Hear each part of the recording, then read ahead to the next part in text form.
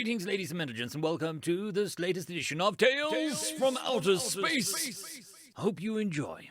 Story number 1, The Scavengers Story, written by Barsum Israel. It was bitterly cold. That much I remember. I was huddled in the corner of what was once my house. Now it was just a pile of smouldering rubble and shattered memories. I was long past crying, even at a young age of 16 sons. This war had a way of putting things into perspective. House destroyed? That was nothing to cry about after seeing your father dragged from it and shot with a plasma pistol. No food? Why cry over that when you and your friend had taken up to scrounging for tidbits in refuge piles, and he was unlucky enough to be caught by one of the guard beasts the crone had used to watch their perimeters? I still hear his screams fading to a wet, gurgling sound when I close my eyes at night. Hungry, homeless, those were a blessing to what the crone could do if they caught me. Those were not worth wasting tears on. We fought them, though. Oh, how we fought them. I joined the planetary militia, and we made them pay for every inch of our homeworld as they claimed it for their own. In the end, there were too many of them. Their technology was too strong. Their malice and cruelty too deep. We lost. Our armies were scattered. We lost our homeworld and our identity as a species. The Dreven, as we were once known as, was simply no more. Well, I guess that is not entirely true. There were still some of us, hiding in the shadows, stealing what we could to stay alive from one sun to the next, fearing every sound, every movement caught out of a corner of our eye. If this was living, I did not want it anymore. But there was always that spark, that flame in my chest that refused to let me lay down and die. No matter what the cost, it drove me to survive. Our species all had this fire in our gut, even when we knew it was hopeless, even when death was certain. We fought. We were not above asking for help, if there was anyone to offer us it. Our first indication that we were not alone in the universe was the crone deathships appearing at our skies and raining black fire down on us. As we fought, we hoped that if there were races like the crone out there in the everlasting black, there might be others, other races that fought against them, another race that may be able to offer us help or support.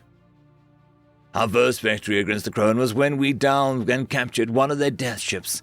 We quickly stripped the weapons and technology, except for their communications array. With that technology, we sent a plea for help, a request for assistance. We always set the message to repeat, and sent it as far and wide as we could. It actually gave us hope when the crone quickly descended on the array and destroyed it. They did not try to recapture the array. They destroyed it quickly and totally. The only reason they would do that was that there was someone else out there that might hear our call, might hear us, and come to our aid. So, from that day forward, our objectives changed. We captured hundreds of arrays over the course of the war, and made some of our own from technology we stole. The crone destroyed them as quickly as possible, but we got really good at hiding them, disguising where they were.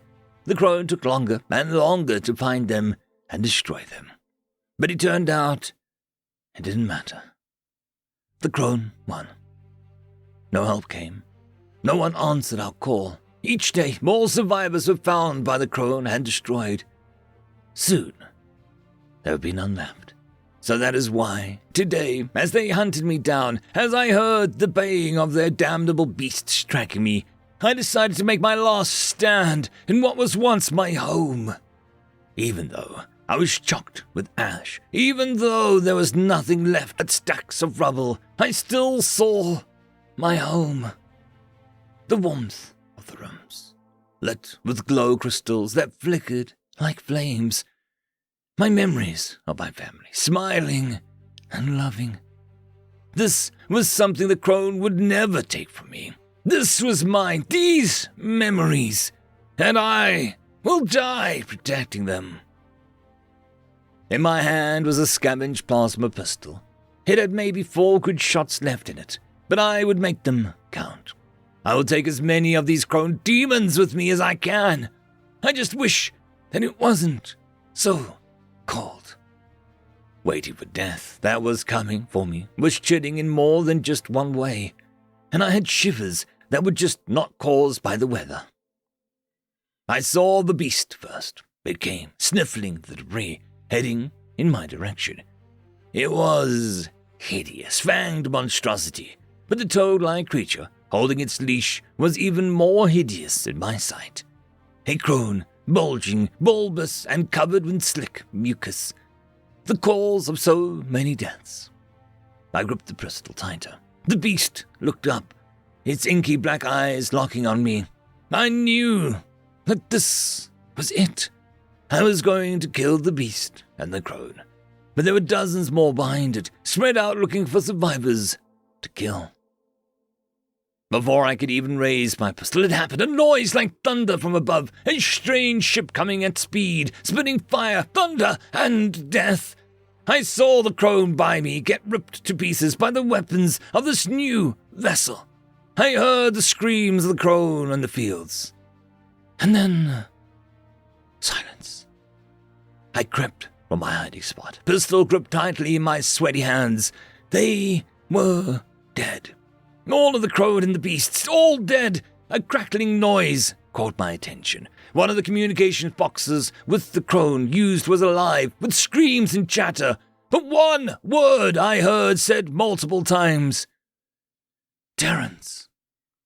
It seems our cause did not go unheard. It seems that even though it may be too late, we might be avenged. For some reason, that thought alone brought tears to my eyes, which had been dry through so much pain and anguish. It was the thought that the crone might pay that brought them to tears. I don't know how long I stood there, in that shattered remains of my house, freezing in the cold air, a plasma pistol gripped tight in my hands, looking for something to shoot. I was standing this way when they found me. A ship, not like the other one, but white with a red marking, came to me.